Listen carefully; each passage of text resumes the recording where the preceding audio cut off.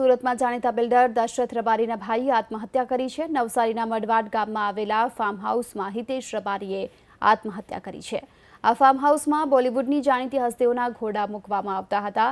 હિતેશ રબારીએ કયા કારણસર આત્મહત્યા કરી તે જાણી શકાયું નથી, ત્યારે પોલીસ એ તપાસમાં લાગી છે કે હિતેશ રબારીએ આત્મહત્યા કરી છે કે તેની હત્યા કરવામાં આવી છે। ત્યારે આ અંગે પોલીસે વધુ તપાસ હાથ ધરી છે। ત્યારે બિલ્ડર દશરથ રબારીના ભાઈએ આત્મહત્યા કરી લેતા પોલીસે હાલ તો તપાસનો ધમધમાટ શરૂ કર્યો છે। નવસારીના મડવાડ ગામમાં ફાર્મ હાઉસમાં આત્મહત્યા કરી છે।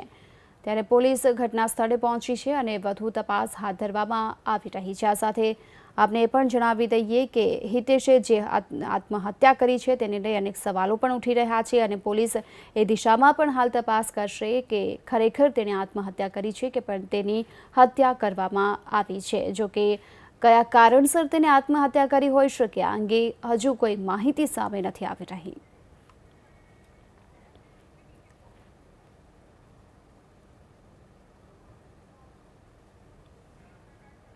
આ અંગે વધુ માહિતી માટે જોડાઈ ચૂક્યા છે સંવાદદાતા ધનરાજ બાગલે।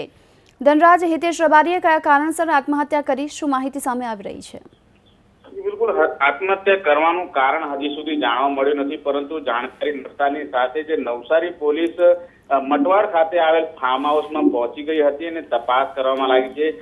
જે રીતે માહિતી મળી રહી છે, મટવાડ ફાર્મ હાઉસમાં જે સીસીટીવી લાગ્યા છે એને સીસીટીવીના ફૂટેજ તપાસવાની કામગીરી હાથ ચાલી રહી છે। જે રીતે દશરથ દેસાઈ છે, જે નામાંકિત બિલ્ડર છે, સુરતના જાણીતા બિલ્ડર છે, તેમના ભાઈ આ હિતેશ રબારી છે, તેઓ આજે સવારે મટવાડના ફાર્મ હાઉસમાં ગયા હતા। ત્યારબાદ તેઓ પરત ફર્યાના હતા।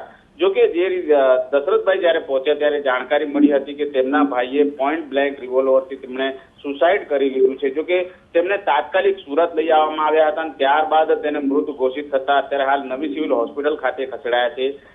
હિતેશ રબારીએ કયા કારણોસર આત્મહત્યા કરી હજી સ્પષ્ટ થઈ શક્યું નથી, પરંતુ તેમના ભાઈનું કહેવું છે કે ડિપ્રેશનમાં રહેતો હતો અને જેના કારણે જ આ સમગ્ર ઘટના બની હોય। પરંતુ અત્યારે હાલ પોલીસ સીસીટીવી ફૂટેજના આધારે તપાસ કરી રહી છે।